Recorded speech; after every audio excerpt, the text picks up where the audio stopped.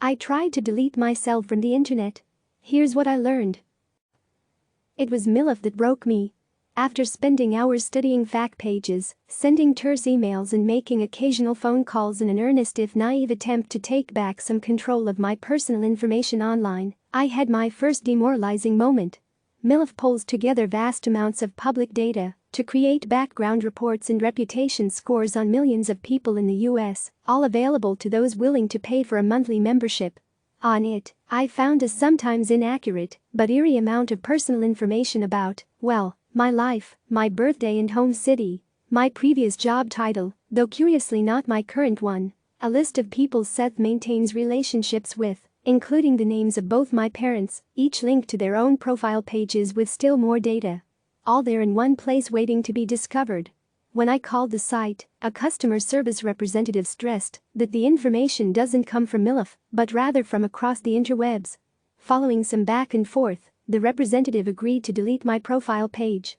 I felt victorious until 2 hours later, when I received the first of many promotional emails from the company, one encouraging me to sign up for a membership, another talking about raising my credit score. As I would learn through my brief, manic campaign in December, to scrub as much of my personal data as possible and start the new year with a clean digital slate, it's hard not to feel like you're just scratching the surface of an impossibly large data industrial complex. By the end of my experiment, I felt even worse off about my ability to wrestle back control of my data than when I started. Our data is out there. Now what? In recent years, it's become a truism in certain tech-savvy Twitter threads that much of our personal information is already out there somewhere thanks to an ever-growing list of hacks. Banks, retailers, social networks, both popular and defunct, have all disclosed massive data breaches. In 2017 alone, Verizon, VZ, confirmed that every single Yahoo account, all 3 billion of them, had been affected by a massive breach, and Equifax, EFS, disclosed that a breach had potentially exposed the names, social security numbers, birth dates, addresses and credit card numbers of as much as nearly half the US. There are only two viable emotional reactions to such a total collapse of personal privacy: denial or helplessness. After trying the former for a time, I shifted to the latter, prompted, as with so many moments in my life, by belatedly listening to a sobering podcast about a hack.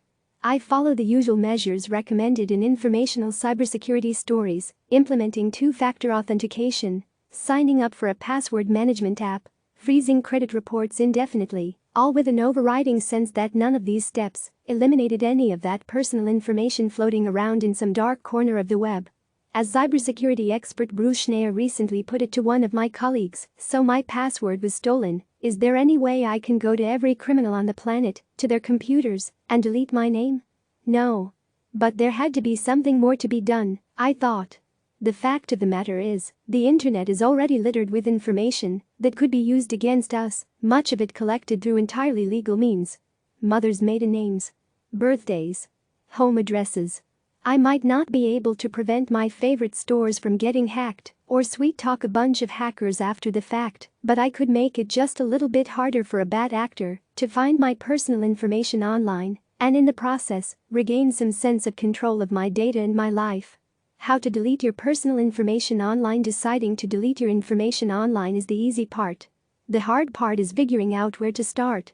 For many, the obvious answer would be focusing on consumer-facing services such as Facebook, FB, and Google, where we willingly, if not always consciously, hand over data about ourselves on a daily basis.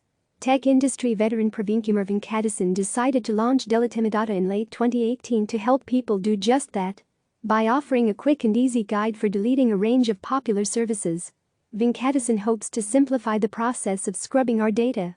As he put it to CNN, business companies make it so easy for people to have their data collected, but much harder for them to get out. About 40,000 people now come to the site each month, he said. By comparison, Facebook has 4 platforms with more than 1 billion users each. But as a tech journalist, I wasn't looking to entirely delete the social networks and services I rely on regularly for work, though over the years I have tweaked my privacy settings for many and made certain accounts private. Instead, with the help of a few online resources, including guides from a cybercrime expert and reputation defender, an online reputation management service, I settled on a short list of lesser-known databases that are thought to be among the more prominent aggregators of personal information. These included data brokers, who buy and sell our personal data, as well as people search services like Spokeo and Radaris and background check platforms like Infotracer and MILF. They may not be household names, but these sites know an awful lot about many households. You might turn to these services if you were looking for information on a new neighbor, hire, client, or, according to Spokeo CEO Harrison Tang, long-lost family members or friends. You might also stumble across a link to these sites when Googling yourself, if you're into that kind of thing. Different people have different feelings about privacy, Tang said. In his telling of it, the pressing issue isn't so much that data gets collected, but rather the need for greater transparency around how and why. I don't think consumers should be surprised. Unlike the data breaches that get far more attention for exposing our personal information, this data is aggregated legally. Spokeo, which says it does roughly $70 million a year in sales mostly from everyday users as well as some enterprise customers including law enforcement agencies, pulls data from dating websites, social networks, criminal records and marketing databases from retailers, Tang said. Jenna Raymond, CEO of Accucom Corporation, an information services company that counts Infotracer as one of its brands, told CNN Business in December that criminal records are also a big source of data for these sites, along with property records. The minute you buy a house, that's public information, she said. You can opt out of Infotracer, she said, but it's still out there.